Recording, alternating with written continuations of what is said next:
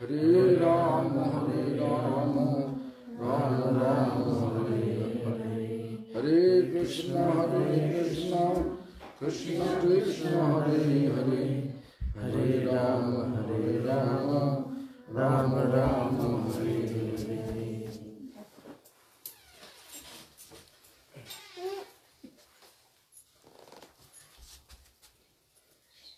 सर्वप्रथमे गुरुपाद पद्म परम गुरुपाद पद्म परमष्टि गुरुपाद पद्म परम गुरुपाद पद्म तथा गुरु परम्परा सकल आचार्यवृंदेर श्रीपाद पद्मे प्रणत हुए तादेर अहित कृपा प्रार्थना करी।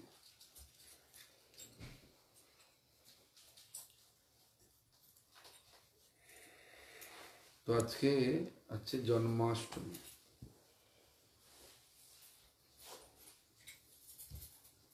মানে ভাদ্র মাসের কৃষ্ণপক্ষের অষ্টমী তিথি। কেন বলা হচ্ছে জন্মাষ্টমী? এই তিথিতে ভগবান কৃষ্ণ আবির্ভূত হয়েছিলেন। ভগবানের তো জন্ম হয় না, ভগবান তো সৃষ্টির আগে তো ছিলেন, এখনো আছেন, ধ্বংসের পরেও থাকবেন। কিন্তু কৃষ্ণকে স্বয়ং ভগবান বলা হয়, মানে তিনি সমগ্র ব্রহ্মাণ্ডের যিনি মালিক, সেই যদি আমার জন্ম নেবে কেন? তার জন্ম হয় নাকি? কিন্তু জন্ম হচ্ছে অনাদিরাদি গোবিন্দ সর্বকারণ কারণম।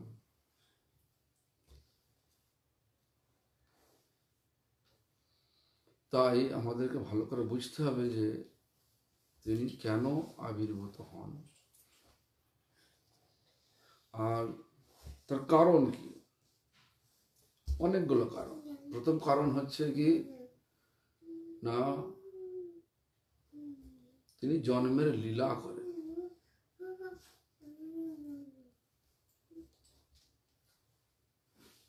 যে সমস্ত ভক্তগণ বাৎসল্য রসের উপাসক, সেই বাৎসল্য রসের উপাসককে তাদের মনকে সন্তুষ্ট করার জন্য, তাদেরকে সুখ দেওয়ার জন্য তিনি যুগে যুগে লীলা করেন। সুতপা নামক এক ব্রাহ্মণ, সুতপা নামক ব্রাহ্মণ, তিনি সত্যযুগে উপাসনা করেছিলেন কৃষ্ণকে, পুত্রকে পাওয়ার জন্য। এই সুতপা ব্রাহ্মণই পরবর্তীকালে এলেন বসুদেব রূপে। বসুদেব মানে হচ্ছে দেবকীর যে। তো এইভাবে যেমন নন্দ মহারাজ, যশোদা, তারা ভগবানের বাৎসল্যের উপাসক ছিলেন। আবার বসুদেব এবং দেবকীও তারা বাৎসল্য রসের উপাসক ছিলেন। তখন কারণ আরো কারণ কি আছে? ভগবান বলছেন তার শ্রীমদ্ ভগবদ গীতাতে বললেন কি যে পরিত্রাণায় সাধুনাং বিনাশায় চ দুষ্কৃতম ধর্ম সংস্থাপনার্থায় সম্ভবামি যুগে যুগে। মানে সাধুদের পরিত্রাণ করার জন্য আর দুষ্কৃতকারী মানে মানে যারা যারা দুষ্কৃত করে, যারা মানে দস্যু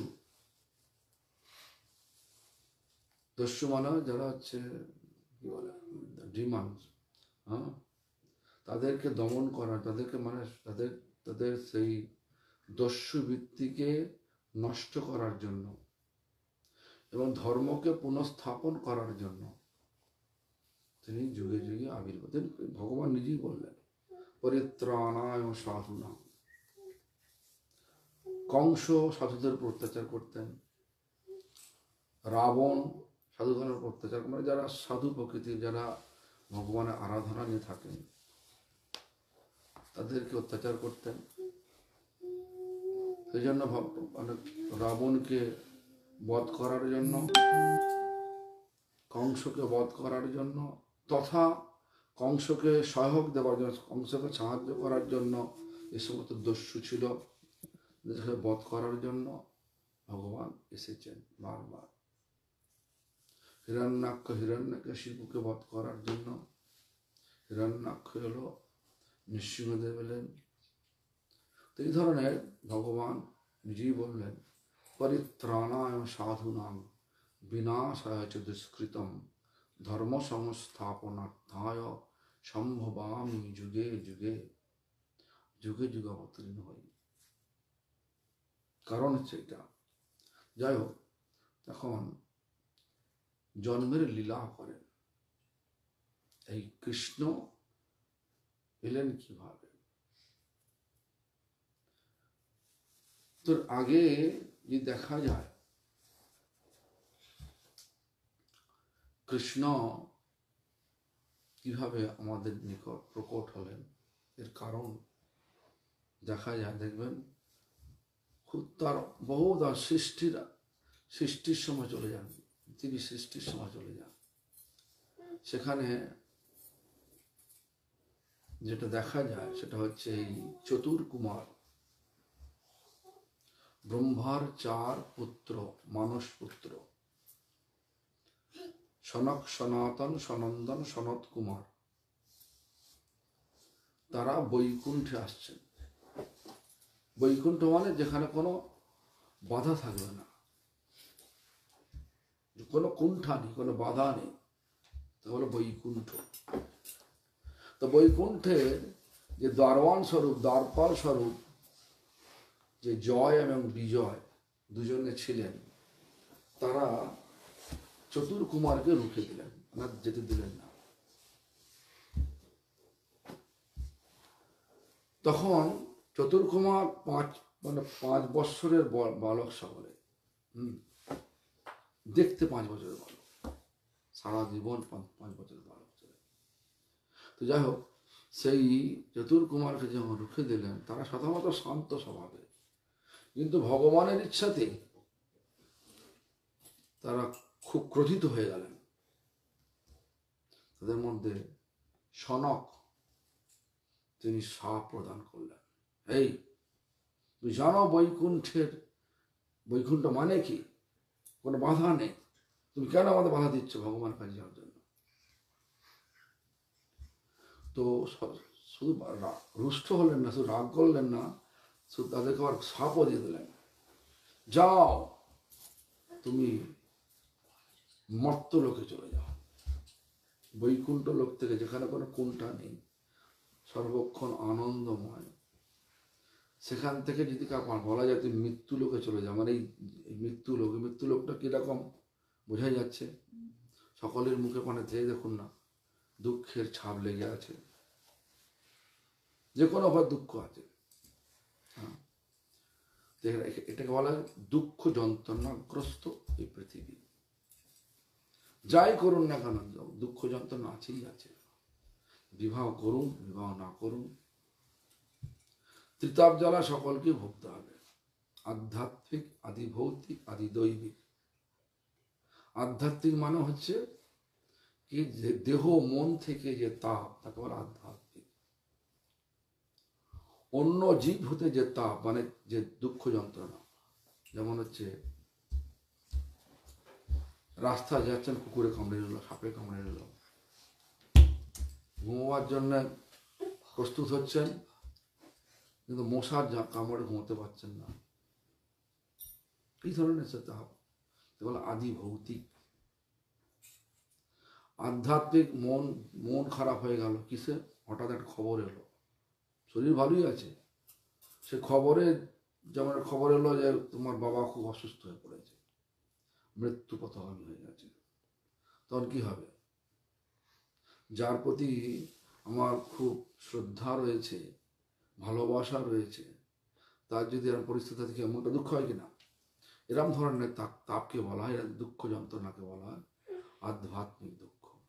আর আদি দৈবিক দুঃখ যেমন হচ্ছে ভূমিকম্প হয়ে গেল, বন্যা হয়ে গেল, খরা হয়ে গেল, দুর্ভিক্ষ হয়ে গেল, এগুলো সব হচ্ছে আদি দৈবিক দুঃখ, দৈব ক্রমে যেটা হচ্ছে।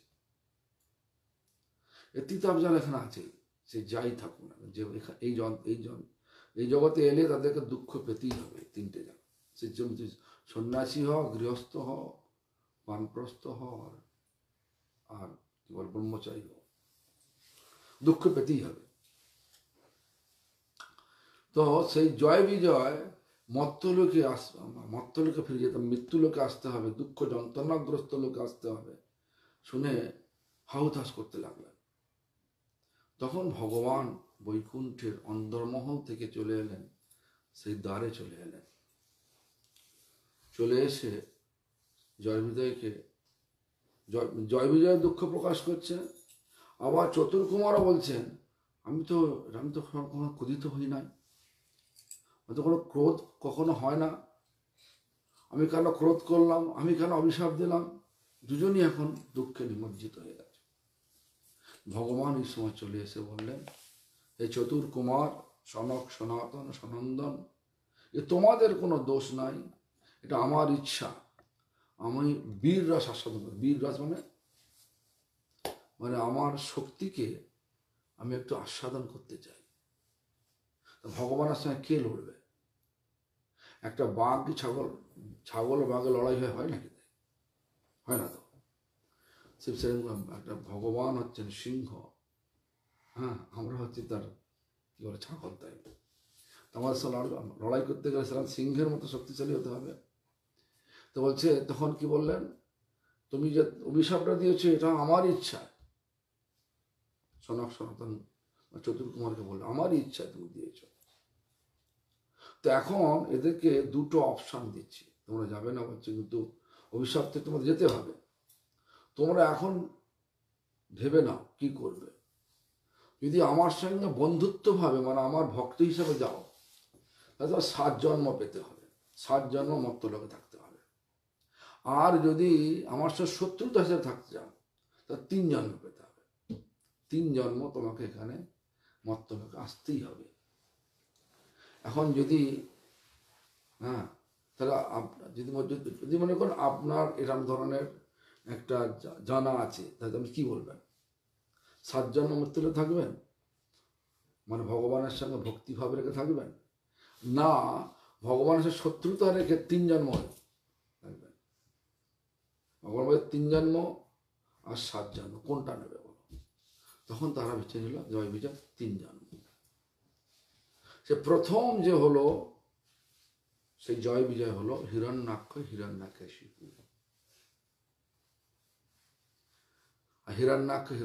শিবু। ভগবান হিরণ্যাক্ষকে বধ করার জন্য এলেন শুকর রূপে, কেশবধীত শুকর রূপ। কেন? এতই তারা বলবান, তারা পৃথিবীকে হরণ করে। পৃথিবী হচ্ছেন ভূমিমাতা,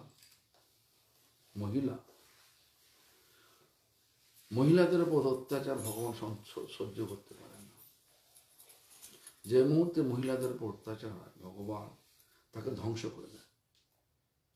তো কি হলো, হিরণ্যাক্ষ পৃথিবীকে হরণ করে কোথায় রাখলেন না, সাগরের নিচে, একদম সাগরের তলে। তখন ভগবান শুকর রূপ ধরে এসে পৃথিবীকে ওপরে নিয়ে এলেন। হিরণ্যাক্ষ দেখলো আমাকে, আমার জিনিসকে হরণ করে নি, আবার নিয়ে যাচ্ছে কে? যুদ্ধ করতে এলো সে শুকর রূপী ভগবান, কেশবধীত শুকর রূপ, যাকে বলে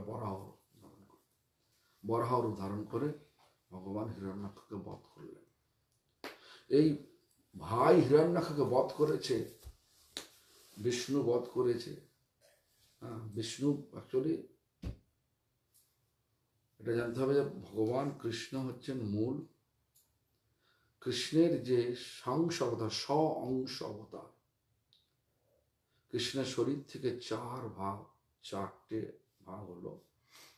একটা আছে বাসুদেব, সংকর্ষণ, প্রদ্যুম্ন, অনিরুদ্ধ। এই সংকর্ষণ, মূল সংকর্ষণ হচ্ছে বলরাম। সেই বলরাম আবার ভগবানের সেবার জন্য শরীরকে 5 ভাগে ভাগ করলেন। একটা হচ্ছে কারণোদকশায়ী মহাবিষ্ণু, যিনি মায়ার উপর দৃষ্টিপাত করে সৃষ্টি করলেন এই সমগ্র এই ভৌতিক জগৎ, এই যে মায়ার জগৎকে সৃষ্টি করলেন। এই জগৎ সবটাই মায়া। ভাববেন না আপনি মেয়ে, আপনার মেয়ে, সব সব সব সম্বন্ধ হচ্ছে পরিবর্তনশীল সম্বন্ধ, সমস্ত পরিবর্তনশীল, কেউ কারো নয়। কিন্তু আমরা মনে করি এটা আমি, আমার, তোমার। যাও, এটা হচ্ছে মায়ার জগৎ। আর তারপরে এই মায়ার জগৎকে যে জগতে জীব সৃষ্টির জন্য তিনি আর একটা শরীর ভাগ হলেন, সংকর্ষণ। তার নাম হচ্ছে গর্ভোদকশায়ী মহাবিষ্ণু। তার নাভি পদ্ম থেকে সৃষ্টির প্রথম জীবস্বরূপ ব্রহ্মা এলেন। ব্রহ্মা ভগবানের দ্বারা আদেশ পেলেন যে তুমি জগৎ জীব সৃষ্টি করো। ব্রহ্মা প্রথমে জল দেখে জলচর প্রাণী সৃষ্টি করলেন, স্থলে স্থলচর প্রাণীর মধ্যে স্থাবর জঙ্গম পাথর সব সৃষ্টি করলেন। মানে যে প্রাণ আছে, প্রাণ আছে, কিন্তু এক স্থান থেকে আর এক স্থানে যেতে পারে না, সেই ধরনের প্রাণীকে সৃষ্টি করলেন। যেমন গাছপালা, পাহাড় পর্বত সৃষ্টি করলেন। তারপরে এই সরীসৃপ, বিভিন্ন রকমের রেপটাইলস, মানে হচ্ছে কীট পতঙ্গ, সরীসৃপ জাতীয় সব জিনিস সৃষ্টি করলেন। কিন্তু সন্তুষ্ট হলেন না, মানে মনে আনন্দ হচ্ছে না। তারপরে সৃষ্টি করলেন কি পাখি, বিভিন্ন রকম পাখি, আনন্দ হচ্ছে না। তা জানোয়ার সৃষ্টি করলেন, আনন্দ হচ্ছে না। তারপরে মানুষ সৃষ্টি করলেন। এইভাবে জগৎ জীব সৃষ্টি হলো। এবার জগৎ জীবকে পালন করার জন্য আবার একটা ভাগ হলেন, তার নাম হচ্ছে ক্ষীরোদকশায়ী মহাবিষ্ণু, যিনি আমাদের সকলের মধ্যেই আছেন পরমাত্মা রূপে, কিন্তু আমরা হারিয়ে ফেলেছি। লোহার আর চুম্বক দুটো পাশাপাশি রাখলে লোহাকে চুম্বক আকর্ষণ করে, কিন্তু লোহাকে চুম্বক আকর্ষণ করছে না। তার কারণটা কি না, মরচে পড়ে গেছে। লোহা যদি মরচে পড়ে যায়, চুম্বক লোহাকে আকর্ষণ করতে পারে না। তেমনি মানে লোহা চুম্বক দ্বারা আকর্ষিত হতে পারে না। তো মরচেটা কি, এই জগতের প্রতি আসক্তি, লাভ, পূজা, প্রতিষ্ঠা, জীবহিংসা, কুটিনাটি, এইগুলো যত আছে তত আমাদের মধ্যে এটা রয়েছে, মরছে লোহার মধ্যে। আমরা তো লোহা, ভগবান চুম্বক, কিন্তু আমরা আকর্ষিত হচ্ছি না। আমাদের যতটা আকর্ষণ আছে ফোনের প্রতি, কেসব মানে শেখর বলতে পারবে, ফোনের প্রতি ততটা আকর্ষণ নেই ভগবানের প্রতি, নাকি? তাই আমাদেরকে ভালো করে ভাবতে হবে। হ্যাঁ, এই জগতে যত আকর্ষণ, যদি আমরা সত্যি করে এই জগতের আকর্ষণ থেকে ছুটি পেতে চাই, তাহলে এই সমস্ত আসক্তিগুলোকে ছাড়তে হবে। মানে আসক্তি বলতে লাভ, পূজা, প্রতিষ্ঠা, জীবহিংসা, কুটিনাটি, যেসব বিচারগুলো আমাদের মধ্যে আছে সেগুলো ছাড়তে হবে, তাহলে আকর্ষণ পেয়ে যাবে। যাই হোক, তো এইগুলো মানে ঠিক পরমাত্মা রূপে সকলের মধ্যেই রয়েছেন। আমরা বুঝতে তখনই পারো পরমাত্মা রূপে, পরমাত্মা ভগবান আমাদের মধ্যে, সকলের মধ্যে আছেন। যাদের মধ্যে প্রাণ আছে তাদের মধ্যে পরমাত্মা আছে। আর পরমাত্মা উপলব্ধ করতে পারি না বলে আমরা নানা রকমের চিন্তা করি সব। তো যাই হোক, সব ঘটনা গিয়ে লাভ নেই। তো এইভাবে তো ভগবানের সেবার জন্য ভগবানের হচ্ছে মূল, ভগবান হচ্ছে কৃষ্ণ। তার শরীর থেকে 4 ভাগ হলো, বাসুদেব, সংকর্ষণ, প্রদ্যুম্ন, অনিরুদ্ধ। যেমন হচ্ছে রামচন্দ্র, লক্ষ্মণ, ভরত শত্রুঘ্ন এরা হচ্ছে ভগবানের এই মানে ভগবানের অংশাবতার, রাম অংশাবতার, ভগবান ও কৃষ্ণের অংশাবতার। কেউ বলছেন? ব্রহ্মা নিজে বলছেন, রামাদি মূর্তির কলা নিয়মে নতিষ্ঠান নানাবতারম অকরদ ভুবনেশু কিন্তু কৃষ্ণ স্বয়ং সমভবৎ পরম পুমানজ গোবিন্দমাদি পুরুষং তমহং ভজামি। এটা ব্রহ্মার বাক্য। সৃষ্টির প্রথম যে ব্রহ্মাই বলছেন রাম, রামাদি মানে রাম, নৃসিংহ, বামন, মৎস্য, কুর্ম, বরাহ ইত্যাদি যত অংশাবতার, রামাদি মূর্তির কলা, কলাবতার, গুণাবতার, যুগাবতার, ভগবানের অনেক অবতার। সমস্ত অবতারের মূল হচ্ছে কে না কৃষ্ণ স্বয়ং সমভবৎ পরম পুমানজ।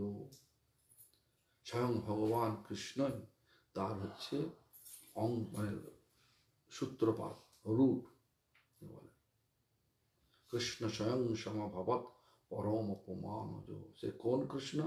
গোবিন্দমাদি পুরুষং তমহং ভজামি। সে গোবিন্দ, সেই তার আমি ভজনা করি। ব্রহ্মা বলছেন। ব্রহ্মা কে? ব্রহ্মা হচ্ছে ভগবানের রজগুণ অবতার। বিষ্ণুকে? বিষ্ণু হচ্ছে ভগবান কৃষ্ণের সত্যগুণ অবতার। আর শিবকে, মহেশ্বরকে ভগবানের তমগুণ অবতার। আমরা আমাদের মতো করে শাস্ত্র শাসাতে হবে না, আমাদেরকে শাস্ত্র অনুযায়ী শাস্ত্রকার যেটা বলে গেছেন, ব্যাসদেব যেটা বলে গেছেন সেটা হয় সাজাতে হবে, তবে জিনিসটা ভালো করে বোঝা যাবে। তো যাই হোক, সেই হিরণ্যাক্ষকে বধ করার জন্য ভগবান বিষ্ণু মেরেছে, এটা জানার পরে তার ভাই হিরণ্যকশিপু গুরু শুক্রাচার্যের নির্দেশে, বিষ্ণুকে বধ করা যায়? কোনো যায় নাকি? যায় না তো। কিন্তু শুক্রাচার্য অসুরদের গুরু, তিনি বললেন সৃষ্টিকর্তা ব্রহ্মা, তুমি ব্রহ্মার ধ্যান করো, তার থেকে অমর বর চেয়ে নাও। এত কঠোর তপস্যা, মানে এক পায়ে খাড়া হয়ে, বুড়ো পায়ের একটা বুড়ো আঙুলের উপর দাঁড়িয়ে হাত উঁচু করে 10,000 বছর তপস্যা করলেন, করে ব্রহ্মাকে পেলেন। ব্রহ্মা জিজ্ঞেস করলেন, বৎস তুমি কি চাও? বলছে আমি অমর পদ চাই, অমর বর চাই। ব্রহ্মা তখন মুচকি হেসে বললো, বাবা আমি তো নিজেই অমর নই, তো অমর বরটা দেবো কি করে? ঠিক আছে, তাহলে দিতে হবে না, তাহলে আমি কাজ করুন, আমাকে বর দিন, এমন বর দিন যে আমাকে স্বর্গ মর্ত পাতাল এই ত্রিলোকে কেউ মারতে পারবে না, আমাকে ঘরের ভেতরে বাইরে কেউ মারতে পারবে না, আমাকে দিনে রাতের মধ্যে কেউ মারতে পারবে না, আমাকে কোনো অস্ত্র দ্বারা মারতে পারবে না, আমাকে কোনো বিষ্ণু জাত জীব দ্বারা কেউ মারতে পারবে না। ব্রহ্মা সব তথাস্তু করে দিলেন। ভাবলেন যে আমি অমর হয়ে গেছি। সেই হিরণ্যকশিপু ঘরেতেই ভগবান পাঠিয়ে দিলেন, তার ভক্ত পাঠিয়ে দিলেন, কে না প্রহ্লাদ। হিরণ্যকশিপুর স্ত্রী ছিলেন কি? কয়াধু। তো কয়াধু ভক্ত ছিলেন, তার গর্বে ভক্ত এলেন। তো একই ঘরের মধ্যে এক অসুর, বাবা অসুর, ছেলে হচ্ছে ভক্ত। কেন না হিরণ্যকশিপু যত পাপ করবে, মানে যত ছেলের প্রতি অত্যাচার করবে, লোকের প্রতি অত্যাচার করছেই, ছেলের প্রতি অত্যাচার করবে, তখন ভগবান আর সহ্য করতে পারবেন না। সেজন্য যখন বিভিন্ন প্রকার মারার চেষ্টা করেও যখন হিরণ্যকশিপু সব তার চেষ্টা ব্যর্থ হয়ে গেল, প্রহ্লাদকে মারতে পারলো না, আসলে সবাই জানেন, আর ব্যাখ্যা যাচ্ছি না। তখন একদিন হঠাৎ জিজ্ঞাসা করছেন যে আরে প্রহ্লাদ, আমাকে থেকে সবাই তো ভয় পায়, তুই ভয় পাস না, কারণটা কি? কোথা থেকে শক্তি পাচ্ছিস? তখন বলছে, হে অসুর বর্জ্য, মানে হে শ্রেষ্ঠ অসুর, বর্জ্য মানে শ্রেষ্ঠ, হে শ্রেষ্ঠ অসুর, বাবা বললেন না, হে শ্রেষ্ঠ অসুর, তুমি যার শক্তিতে বলবান হয়ে লোককে এইসব দাবিয়ে বেড়াও, ভয় করে বেড়া, আমি তারই শক্তিতে সব, হ্যাঁ আমি তারই, সেই আমার শক্তি যোগাচ্ছে। তখন হিরণ্যকশিপু জিজ্ঞাসা করেন, সে কে? হরি। কোথায় থাকে? সর্বত্র। কোথায়? এই স্তম্ভে আছে? হ্যাঁ আছে। তখন ভক্তের বাক্য সত্য করার জন্য এখানে বলছেন, সত্যং বিধাত নিজ ভক্ত ভাষিতং, নিজের ভক্তের বাক্যকে সত্য করার জন্য ভগবান স্তম্ভের মধ্যে প্রকাশ হলেন। এরম আধা আধা নর আধা সিংহ, মানে নাভি থেকে পা পর্যন্ত মানুষের মতো, আর নাভি থেকে মুখ পর্যন্ত সিংহের মতো। নর সিংহ নাম হলো, বধ হলো। এইভাবে ভগবান এইভাবে এসে জয় বিজয়, মানে এরা জয় বিজয় ছিল।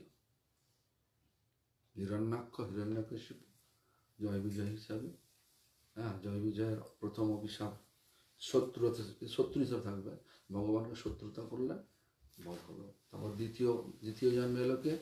রাবণ ও কুম্ভকর্ণ। রাবণ কুম্ভকর্ণকে বধ করার জন্য কে এলেন? রামচন্দ্র এলেন। রাম লক্ষ্মণ ভরত শত্রুঘ্ন, রাম লক্ষ্মণ মিলে বধ করলেন। ও তৃতীয় জন্মে এলেন কি? শিশুপাল দন্তবক্র, তাকে বধ করার জন্য কে এলেন? কৃষ্ণ বলরাম। তো আজকে সেই কৃষ্ণের আবির্ভাব। কারণ আবির্ভাব আমরা জানি, সকলে জানি যে কৃষ্ণের মা হচ্ছে দেবকী, তাই তো নাকি? সেটা তো বলতেন, মা হচ্ছে দেবকী, বাবা হচ্ছে বসুদেব। তারা জেলে ছিল, এবং তাকে দিয়ে আসা হয়েছিল নন্দ মহারাজ যশোদার কাছে। তারা হচ্ছে নন্দ মহারাজের যশোদার পালিত পুত্র হচ্ছে কৃষ্ণ। কিন্তু হরিবংশ পুরাণ বলে এক পুরাণ আছে, যেটা মহামুনি বেদব্যাস দ্বারাই লেখা হয়েছে। সেখানে বলছেন না, এর দু জায়গায় জন্ম হয়েছিল। আজকের দিনে দু জায়গাতেই, এখানে এক জায়গায় মানে নন্দ মহারাজ যশোদার কাছে প্রকৃত জন্ম হয়েছে, আর দেবকী বসুদেবের যে কংসের জেলে আবির্ভূত হয়েছে। দেবকীর কোনো গর্ভযন্ত্রণা ছিল না, কিন্তু যশোদার গর্ভযন্ত্রণা আছে, গর্ভযন্ত্রণা আছে। যাই হোক,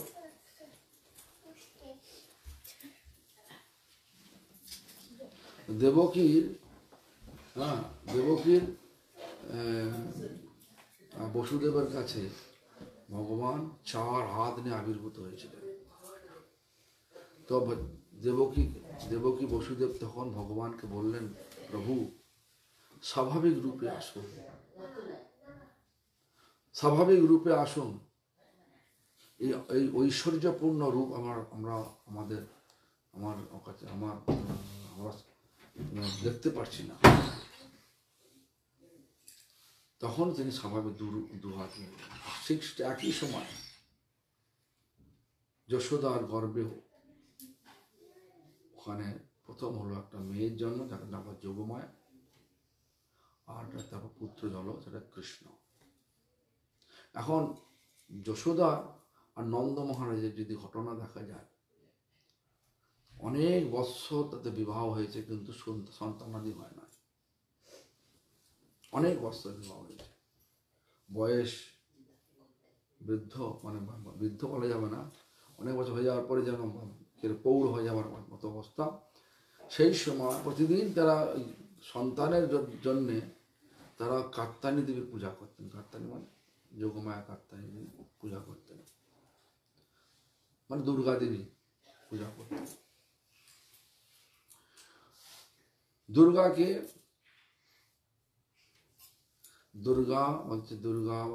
কি বলা? উমা, তাই তো? উমা,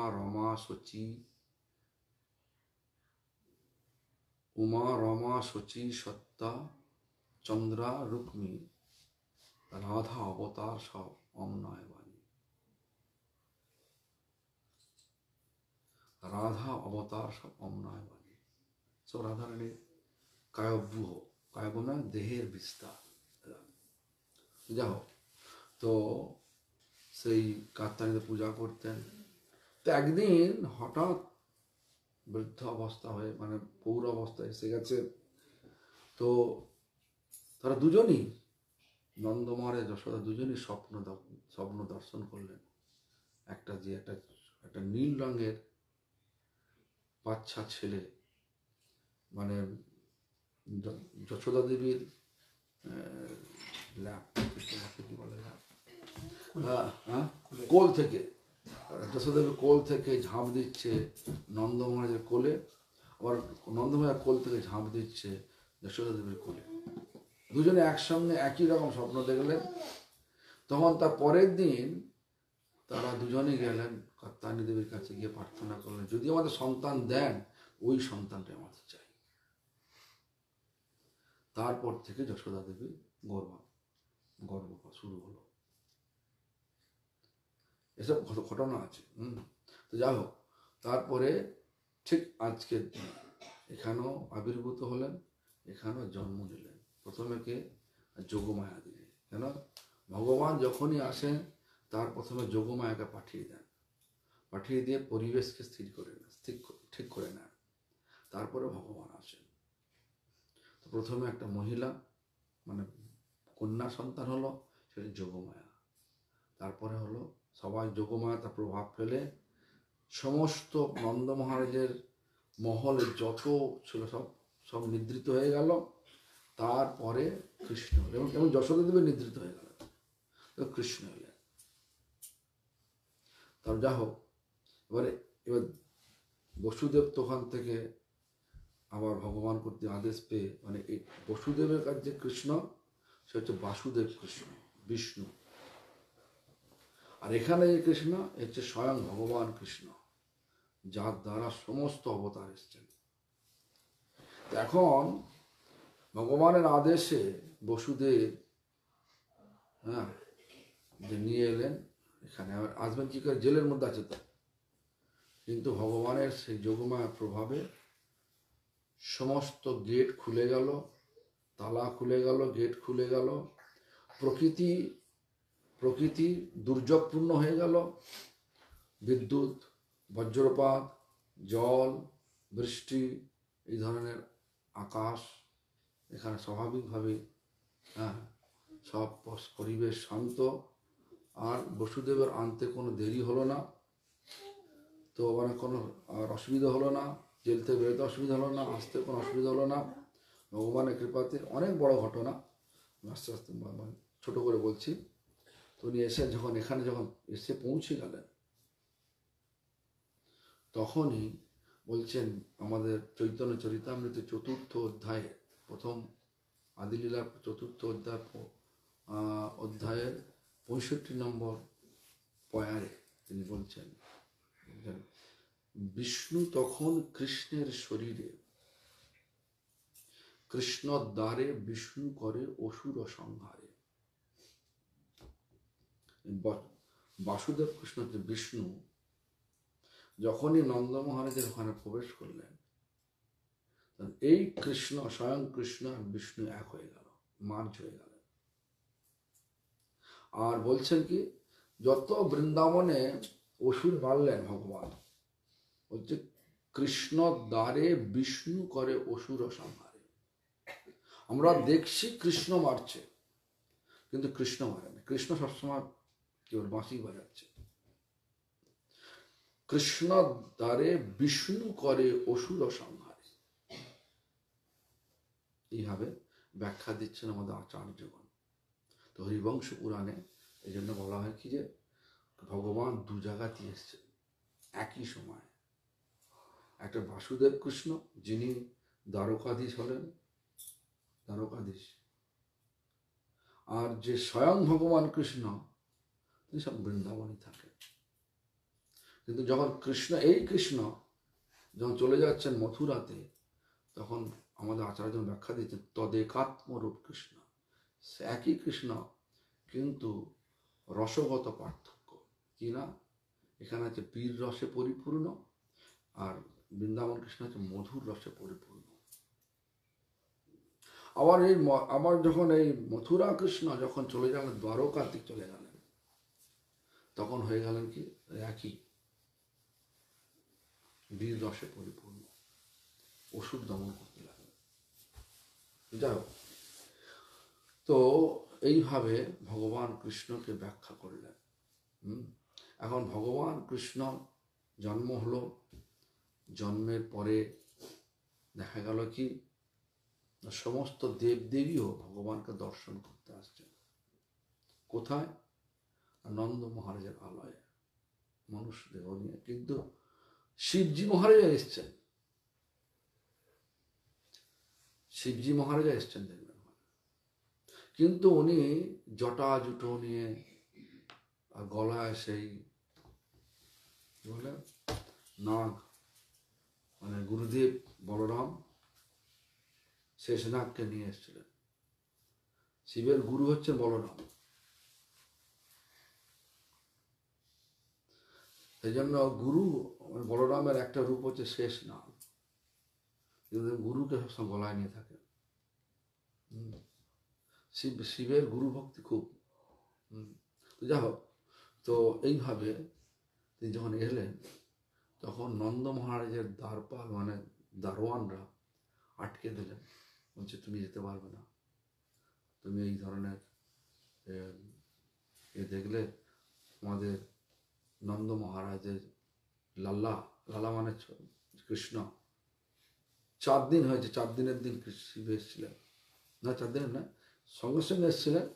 তারপরে কি হলো, আর যেতে দিলেন না যখন, তখন শিব প্রতিজ্ঞা করে বললেন, আমি যদি হে ভগবান আমি তোমার ভক্ত হই, তোমাকে আমার কাছে আসতে হবে, প্রতিজ্ঞা করে বসলেন। ঠিক নন্দমহারাজের আলয় মানে নন্দমহারাজের রাজপ্রাসাদের পাশেই পৌঁছে দিলেন। আর ভগবান মানে ভক্ত তো বাল্যলীলা, মানে ভগবান তো বাল্যলীলা করছেন, ও তো আসতে পারবে, ও তো হেঁটে চলে আসতে পারবে না। এখন কাঁদতে আরম্ভ করলেন, ভক্তের কাছে যাওয়ার জন্য কাঁদতে আরম্ভ করলেন।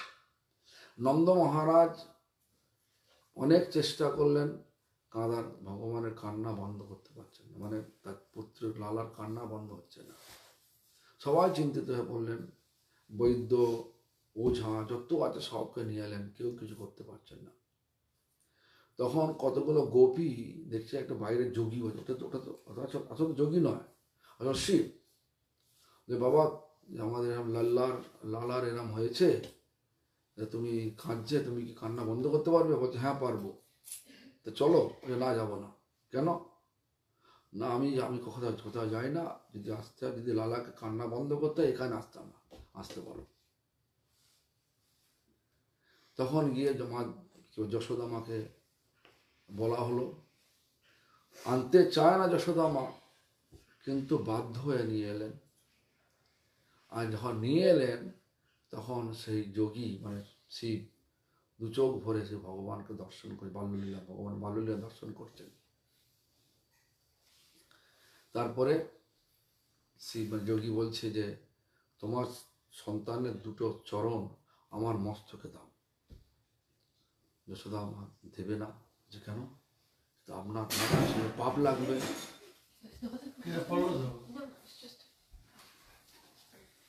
আমার তো পাপ লাগবে। হ্যাঁ, যাই হোক, সে পাপ লাগবে। এখন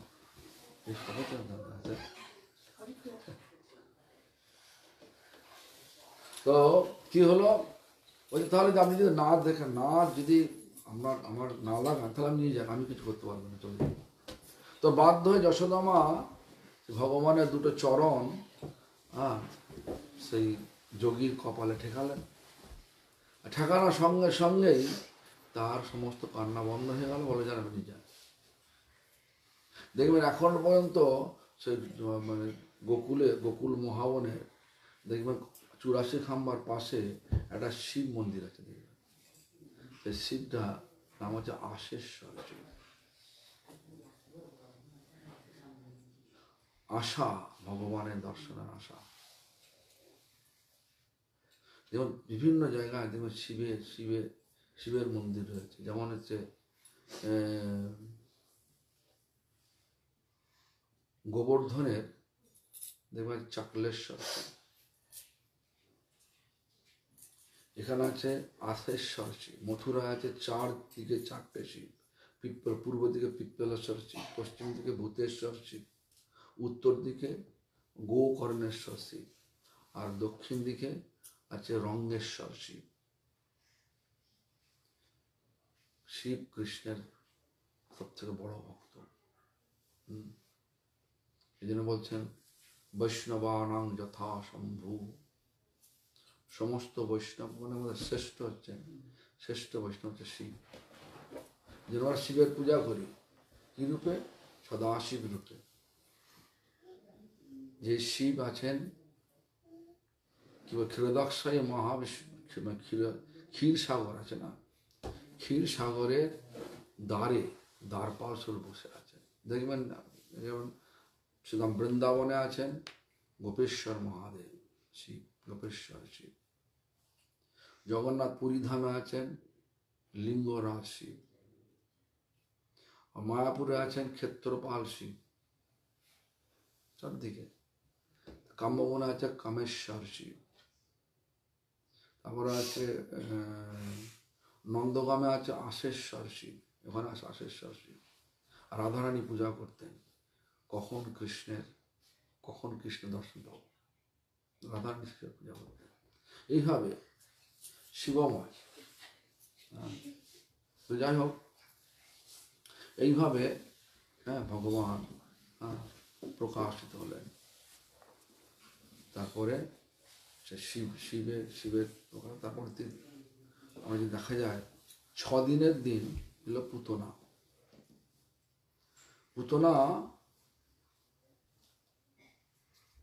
তো ভগবানের কাছে এলেন, শুধু এমনি এলেন না, পুতনা পূর্বজন্মে ছিল কে? বলি মহারাজের কন্যা। বলি মহারাজ যখন বিশ্বজিৎ যজ্ঞ করছিলেন, 100 খানা যজ্ঞ করবেন, যদি যজ্ঞে সফলতা অর্জন করে তাহলে সমগ্র বিশ্বকে জয় করে নেবে। 99 খানা যজ্ঞ বলি মহারাজ শুক্রাচার্য দ্বারা করে সফলতা অর্জন করে, মানে সাকসেসফুল হয়েছে। প্রতিটা যজ্ঞ কুণ্ড থেকে রথ এসছে, ঘোড়া এসছে, হাতি এসছে, ধ্বজা এসছে, বিভিন্ন অস্ত্র এসছে, সব সাকসেসফুল। আর একটা মাত্র বাকি আছে। তখন সমস্ত দেবদেবী, স্বর্গের দেবদেবী, ইন্দ্র সহ সব দেবদেবী ভগবান বিষ্ণুর কাছে এসে ধর্ণা দিলেন যে আর মাত্র একটা মাত্র যজ্ঞ যদি সমাপ্ত হয় তাহলে আমাদের স্থান আর আমার স্বর্গে থাকবে না, ও সব কিছু দখল করবে। সেজন্য ভগবান বললেন ঠিক আছে, আমি অদিতি মানে দেবমাতা অদিতির তো কাছে আমি প্রতিজ্ঞা করেছিলাম তোমার সন্তানকে একবার আসবো, আমি এখন যাবো। বামন দেব রূপে ভগবান এলেন। সেই বামন দেব রূপে যখন গেলেন ভেতরে যজ্ঞশালাতে, যখন যজ্ঞ হচ্ছে, লাস্ট যজ্ঞ শুরু হবে, 100 নম্বর যজ্ঞ, তখন বলি মহারাজের মেয়ে কন্যা রত্নাবলী দেখছে যে সুন্দর ছেলেটা, খুব সুন্দর দেখতে, খুব ছোট্ট খাটো ফুটফুটে, আর হাতে একটা ছাতা, হাতে একটা কমণ্ডল, একটা হাতে ছাতা একটা কমণ্ডল নিয়ে যাচ্ছেন। সুন্দর একটা ছোট্ট ছেলে দেখে বলি মহারাজের কন্যা রত্নাবলী মনে মনে চিন্তা করেছিলেন, আহারে এত সুন্দর ছেলে, যদি সুযোগ হতো আমি তাহলে ওকে কোলে নিয়ে বসাতাম। তো ভগবান তো সকলে অন্তরে আছেই, তো সে পরমাত্মার তো আছেই। তিনি মনে মনে বললেন তথাস্তু, তোমার আশা পূর্ণ করবো, এখন নয়, দ্বাপরে যুগে পূর্ণ করবো। তারপরে যখন বামনদেব ত্রিপাদ ভূমির ছলনায় বলি মহারাজকে যখন এমনভাবে করে দিলেন যে বলি মহারাজ বললেন ছোট ছোট পা, তুমি ত্রিপাদ ভূমি কি করবে? আমি একটা এত বড় মহান রাজা, তুমি আমার থেকে এমন কিছু চেয়ে না, 10টা গ্রাম চেয়ে নাও, আমি তোমাকে 10টা গ্রাম দিয়ে দেবো। হিরে তো চেয়ে নাও, তোমার কয়েক পুরুষ তোমাকে আর ভিক্ষা করতে হবে না, চেয়ে নাও। না হে রাজন, আমি ব্রাহ্মণ, আমি যেটা চাই সেটাই আমি চাই, সেটা দিলেই আমি সন্তুষ্ট। তুমি দেবে তো বলো, তাহলে আমি এখান থেকে চলে যাব। তখন বাধ্য হলেন, স্বীকার হলেন।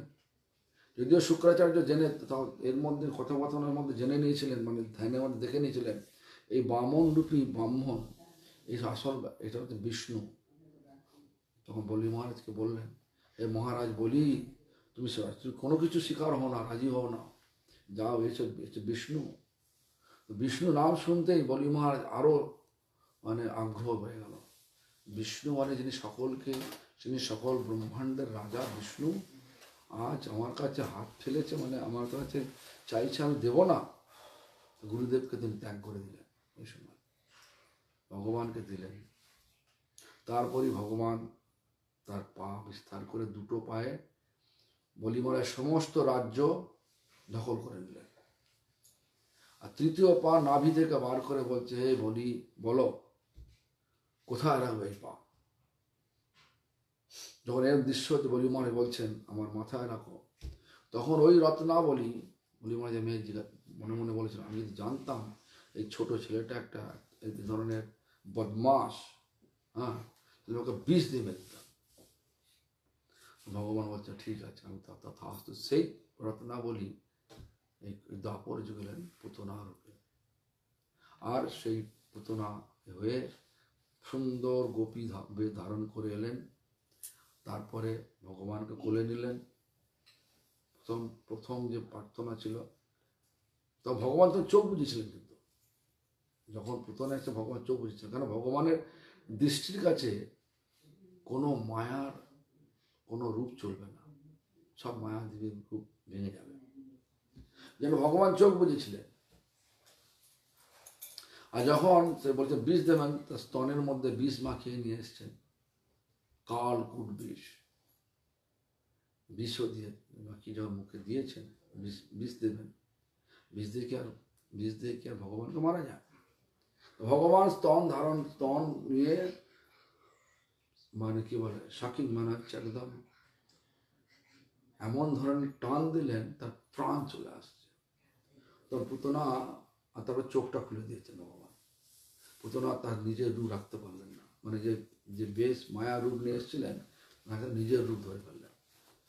আবার কমে কমে কমে কমে বড় হয়ে গেল সব, হ্যাঁ, তার শরীর বড় হয়ে গেল। পুতনার শরীর 12 মাইল শরীর, 12 মাইল শরীর। তখন খালি বলছে ছাড় ছাড় ছাড়।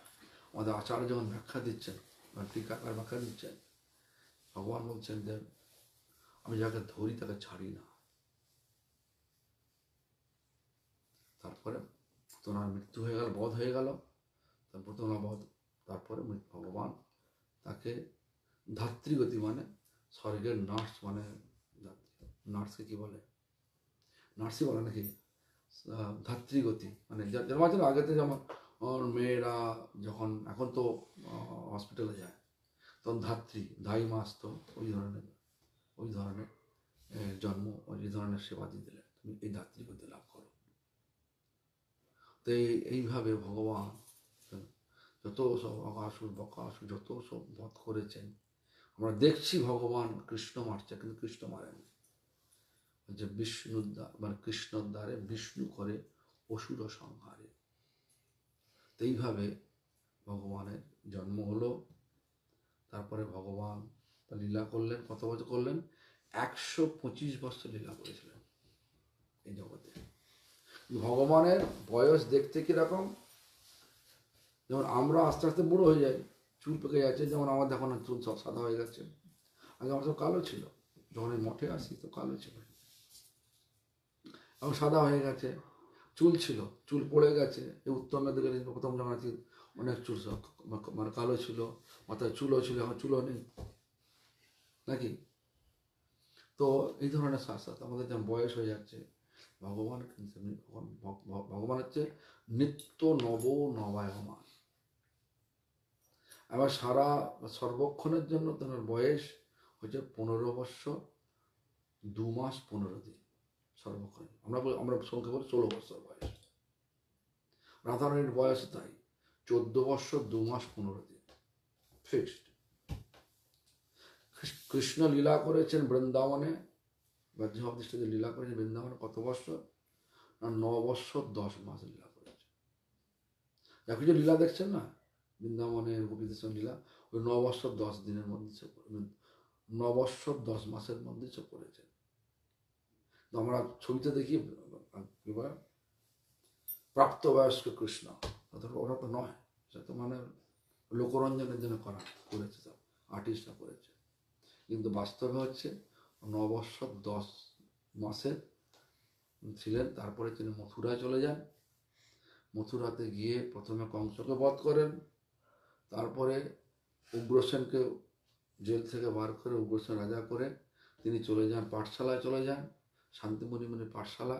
সে 10 মাস তিনি অধ্যয়ন করেন। অধ্যয়ন করার পরে 10 মাস পরে যখন বুঝতে পারলেন যে কংসর যে শ্বশুর জরাসন্ধ, ভগবান তো সর্ব অন্তরে আছেন, তো জরাসন্ধ এখন আক্রমণ করবে মথুরাকে, হ্যাঁ, তো উগ্রসেনকে রক্ষা করতে হবে, মথুরাকে রক্ষা করতে হবে। সেই জন্য আবার চলে এলেন, কৃষ্ণ বলরাম দুজনে চলে এলেন। 10 মাসের মধ্যে সব কিছু পাঠ সমাপ্ত করে গুরু দক্ষিণা দিলেন। কি হবে? শান্তিমণি মুনিকে গুরু দক্ষিণা দিলেন কি? গুরুমা বললেন, বাবা আমার ছেলে, আমার পুত্র এবার পুনর্দত্ত কে তারা উনি শরীর ছেড়ে দিয়েছেন। তুমি তো সেই ব্রাহ্মণের 9 সন্তানকে, জানেন ঘটনার মতো, দ্বারকাতে ভগবান যজ্ঞ করছেন, এক ব্রাহ্মণ এসে, যখন অর্জুন হন দ্বারকাতে আছেন, আর তখন জিজ্ঞাসা, ব্রাহ্মণ এসে বলছে আমি দ্বারকাতে যাবো। না, তা যেতে পারবে না, 3 দিন কথা বলেন না কারোর সঙ্গে, যজ্ঞ করছেন। তখন বলছে তোমার কি সমস্যা বলো, আমাকে বলো না। তুমি তো আমার সমস্যার সমাধান করতে পারবে? অর্জুন বলছে হ্যাঁ পারবো। কি তোমার হয়েছে, সমস্যা কি বলো? বলছে আমার সন্তান জন্ম হয় আর সঙ্গে সঙ্গে মরে যায়, স্টিল বর্ন বেবি। তো আমার কি বলে, এই যে দ্বারকাধীশের রাজ্যেই রাজার পাপেই আমার স্ত্রীর অবস্থা হয়েছে, আমাকে যেতে দেন ওনার কাছে। বলছে না, ওনার কাছে যাওয়ার দরকার নেই, আমি তোমার সমস্যার সমাধান করে দেবো। এরপরে যখন তোমার যখন স্ত্রী যখন গর্ভবতী হবে, যখন সন্তান প্রসব করার সময় হবে, আমাকে ডাকবে, তুমি করতে পারবে? বলছে হ্যাঁ, আমি হচ্ছে গান্ডীবধারী, আমি সকলকে রক্ষা করে দেবো। তখন বলছে ঠিক আছে। যখন সময় হলো, অর্জুন খবর দিল, অর্জুন গেল, কিন্তু ব্যর্থ হয়ে গেল। আচ্ছা, তো যে ব্রাহ্মণ যখন বলছে তুমি যদি না করতে কি করবে? বলছে আমি আমার নিজের শরীরকে অগ্নিসমাধি দিয়ে দেবো। যখন ব্যর্থ হয়ে গেল, বলছে দাও অগ্নিসমাধি দাও, আগুন জ্বালো, সমাধি দাও। তখন অর্জুন যখন আগুন জ্বালাতে প্রস্তুত হচ্ছেন, তখন ভগবান কৃষ্ণ সেখানে রথ নিয়ে এসে বলছেন পার্থ চলো আমার সঙ্গে। চলে গেলেন যমলোক, সেখান থেকে চলে গেলেন মহাকালপুর। সে মহাকালপুর থেকে শুধু একটা ছিল না, 9খানা সন্তানকে ফিরিয়ে এনেছিল। সেটাকে উল্লেখ করে শান্তিমণি মুনির স্ত্রী গুরু মাতা বললেন আমার এই পুনর্দত্তকে তুমি এনে দাও। সে পুনর্দত্ত, এটা হচ্ছে ভগবান কৃষ্ণের গুরু দক্ষিণা। তখন তিনি গেলেন, সমুদ্রে গেলেন, সে পঞ্চজন্য শঙ্খ পেলেন, সে সঙ্গে তারপরেও সেখান থেকে চলে গেল, যাও সে মহাকালপুর থেকে তার ছেলেকে উদ্ধার করে দিয়ে গেলেন, পুনর্দত্তকে দিয়ে গেলেন শান্তিমণি মুনির কাছে আর গুরু মাতার কাছে। এবার দিয়ে চলে এলেন মথুরাতে চলে গেলেন। আর সত্যিই তাই, মথুরাতে জরাসন্ধ একবার আক্রমণ সানি আসছেন। জরাসন্ধ সমস্ত সৈন্যকে মেরে ফেললেন, আর শুধু জরাসন্ধকে বাঁচিয়ে রাখছেন। কেন? ওই যে বললাম প্রথম দিকে, পরিত্রাণায় সাধুনাম বিনাশ। জরাসন্ধ হচ্ছে একটা সূত্রপাত হলো, ওষুধদেরকে ধরে আনতে হলো না, ওই ধরে নিয়ে আসছে যুদ্ধ করার জন্য, আর ভগবান মেরে দিচ্ছেন এখানে। 17 বার আক্রমণ করার পরে যখন জরাসন্ধ তার কি বল গোয়ার তুমি যাচ্ছে না, একে বলে মোহ বলে। মহাভারত আছে না, মহাভারতে 6টা চরিত্র আছে, কাম, ক্রোধ, লোভ, মোহ, মদ, মাৎসর্য। এই 6টা চরিত্র মহাভারতে আছে। কামের চরিত্রকে না হচ্ছে কৃচক, বিরাট রাজার রাজত্বে যে সেনাপতি ছিল তার সেই কৃচক, সে হচ্ছে কাম, মানে তিনি ধাবিত হয়েছিলেন কার পেছনে? দ্রৌপদীর পেছনে, সারেন্দ্রীর পেছনে, কৃচক। ক্রোধের চরিত্রকে কে পালন করলো? সেটা দুঃশাসন, ক্রোধ, দুঃশাসন। লোভের কে? না বক রাক্ষস। আর মোহকে? জরাসন্ধ। 17 বার ভগবান মোহ, মদকে না হচ্ছে হিড়িম্বার ভাই হিড়িম, মদে মত্ত থাকতো। আর মাৎসর্যকে না দুর্যোধন। তো এই জরাসন্ধ মানে 17 বার আক্রমণ করে বুঝতে পারলো না এটা ভগবান, একে মারা যায় না। তো 17 বার আক্রমণ করার পরে যখন ভগবান দেখলেন যে আমার জন্য এই সমস্ত মথুরাবাসীর সব ক্ষতি হচ্ছে, তখন তিনি বিশ্বকর্মাকে আদেশ দিলেন, যাও সমুদ্রের পাড়ে গিয়ে ওখানে গিয়ে আমার জন্য আমার আশ্রয় বানিয়ে দাও। ওখানে চলে গেলেন। আর জরাসন্ধকে বধ করলেন কিভাবে হলেন? তখন দ্বারকাধীশ তখন এলেন পাণ্ডবদের রাজা করে, যখন ভীমকে দিয়ে মল্লযুদ্ধ, জানেন তো মল্লযুদ্ধ মানে কি? রেসলিং, তা করে জরাসন্ধকে মেরে দিলেন। নিজে হাতে মারলেন না, কেন? চায় না জরাসন্ধকে উদ্ধার করতে।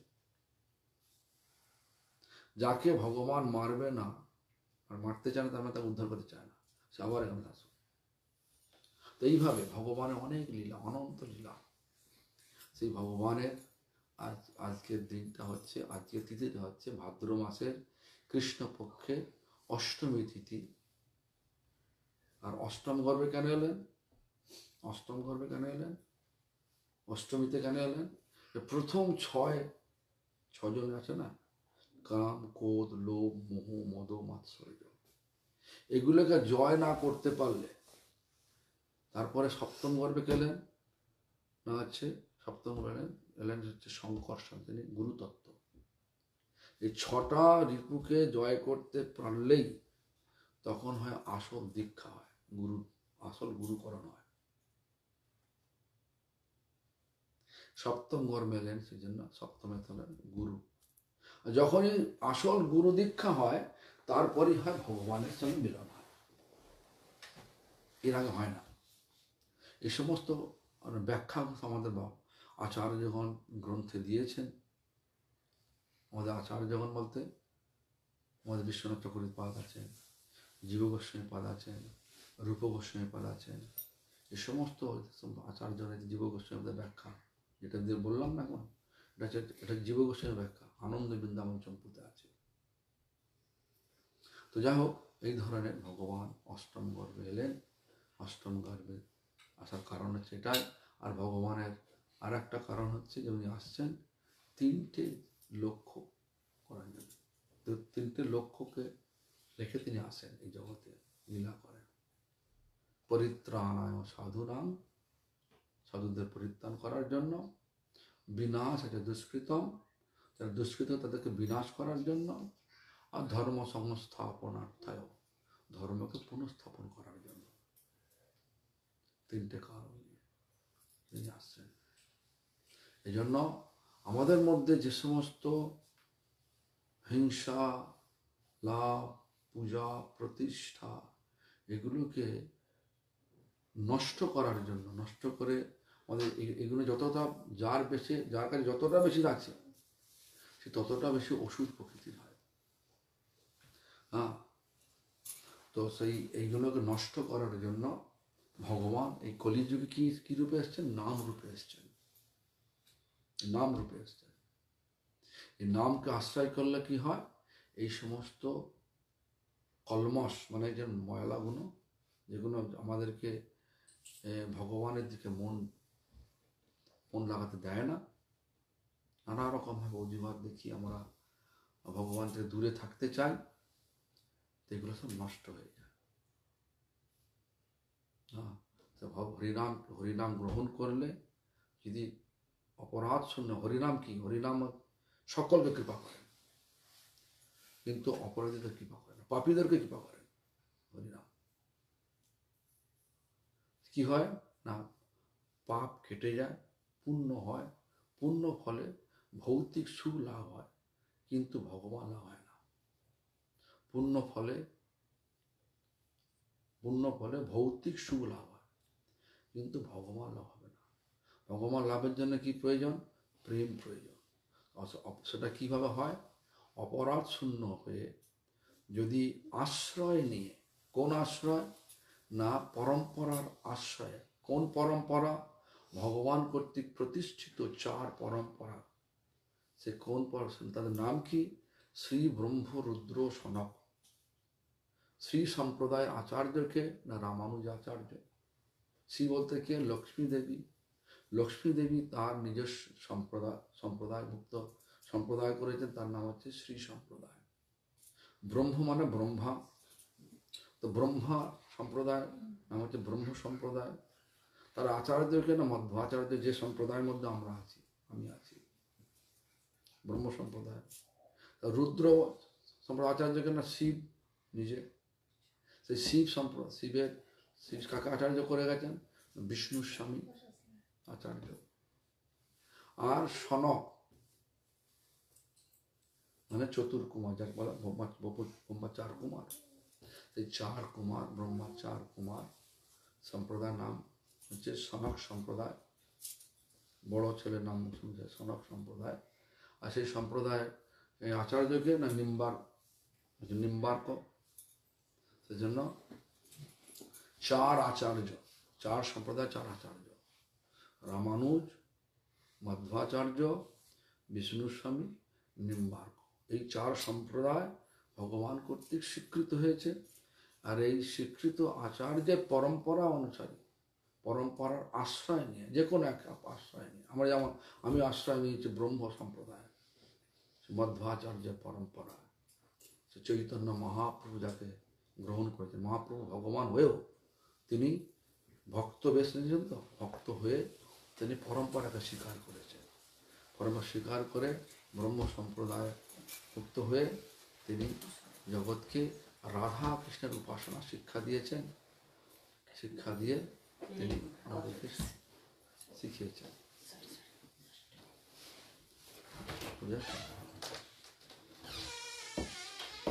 তো এইভাবে যদি করা যায় তাহলে কি হয়? প্রেম হয়। মানে এমনি হরিনাম করলে কি হয়? পুণ্য হয়। পুণ্য কি? পুণ্য ফলের দ্বারা মানে ভৌতিক সুখ লাভ হয়, আর প্রেম দ্বারা ভগবান লাভ হয়। তো প্রেম আসবে কি করে? বলে দিলাম যে আশ্রয় লইয়া ভজে তারে কৃষ্ণ নাহি তাজে, আর সব মরে অকারণ। 4 সম্প্রদায়, একটা সম্প্রদায়কে আশ্রয় নিয়ে, পরম্পরা কর্তৃক আশ্রয় নিয়ে সেই সম্প্রদায় ভুক্ত হয়ে যদি আমরা হরিনাম করি, সেই হরিনামের দ্বারা প্রেম হবে। সেই প্রেমের দ্বারা আমরা ভগবানের সেবা লাভ করব, যেটা আমাদের হচ্ছে কি বলে আইডেন্টিটি, বলে বাংলা কি বলে আইডেন্টিটি, হচ্ছে যেটা আমাদের স্বরূপের পরিচয়। স্বরূপের পরিচয়, আমাদের আসল পরিচয় আমরা কি? স্বরূপে সবার হয় গোলকেতে স্থিতি। সবাই গোলক বৃন্দাবনে আমাদের ছিলাম, বীজ রূপে ছিলাম, এখন জীব রূপে এসছি। এখন সেই প্রেম লাভ করে আবার ফিরে যাব গোলক বৃন্দাবনে। আর গোলক বৃন্দাবন থেকে কে এসছেন? মহামন্ত্র গোলকের প্রেম ধন হরি নাম সনাতন। যিনি কলিযুগ, আমরা খুব ভাগ্যবান এই কলিযুগে এসছি। শুধু হরিনাম সংকীর্তন, দেশের যে কোনো আশ্রমে থেকে হরিনাম সংকীর্তন করতে পারলেই আমরা ভগবানের কাছে ফিরে যেতে পারব। নিত্য আনন্দময়, শান্তিময়, প্রেমময় জগৎ গোলক বৃন্দাবন ফিরে যেতে পারব। জন্মাষ্টমী করুন, আর চিন্তা করুন, হরিনাম করুন, হৃদয়ের কলমশকে দূর করুন, ধীরে ধীরে স্বীকৃতি অর্জন করুন, তারপরে বিচার করুন কোথায় যাবেন। হরে কৃষ্ণ। বলো, কোনো প্রশ্ন আছে? শিলুর প্রশ্ন আছে কি?